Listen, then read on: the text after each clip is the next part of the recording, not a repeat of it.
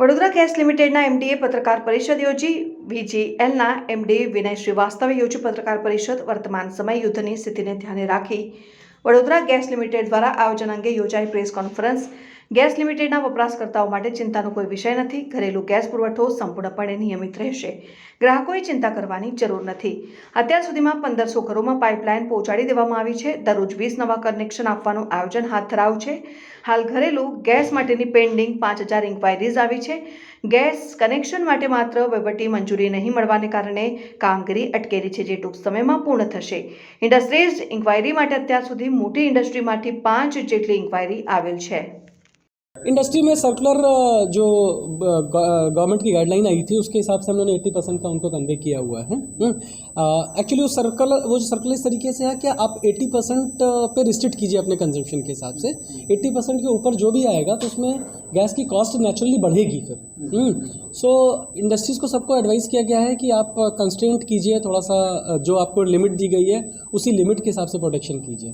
तो वैसा चल रहा है। वडोदरा में जितनी एलपीजी सिलेंडर की डिमांड है, क्या वो सारी डिमांड आप पूरी कर पाएंगे? अगर किसी को पाइपलाइन पीएनजी गैस कनेक्शन चाहिए, कैपेसिटी कितनी है वडोदरा गैस लिमिटेड की जो आप दे पाएंगे?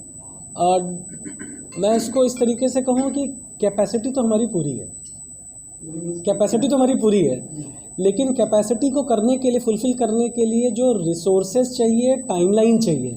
रिसोर्सेज वाइज कैपेसिटी हमारी फुल है, हम आराम से कर सकते हैं। VGL is competent enough to do all the entire demand as such, but the timeline factor is equally also important because end of the day it is a laying of the gas pipeline which requires safety as a paramount thing. So laying can not be done overnight, कि ये cylinder का खेल नहीं है कि हमने cylinder आज book किया और कल रात में शाम को पहुंचा दिया गया। यहाँ पे हमको घरों में लाइन डालनी है, राइज़र में जानी है। आपका घर का सेफ्टी भी बहुत इंपॉर्टेंट है, बच्चे रह रहे हैं, फैमिली रह रही है, तो उसको सेफ रखने के लिए हमको टेस्टिंग करनी पड़ती है। लाइन डालने के बाद में बहुत सारी एक्टिविटीज़ इन्वॉल्व है। टाइम लगता है? वो डिपेंड करता है आप किस एरिया में रहते हैं। ठीक है, अगर आप बहुत दूर रहते हैं तो शायद टाइम लग जाएगा, अगर एकदम पास में रहते हैं तो बिल्कुल टाइम नहीं लगेगा। हमने एक एक दिन दो दिन में सप्लाईज दी है। आके फॉर्म ले रहा है, फॉर्म भर रहा है, आपने ये भी दिया करेक्ट जी, उसके घर पे कब तक पहुंचेगा पाइपलाइन? मैंने कहा ना, आप कहाँ रहते हो उस पर डिपेंड करता है।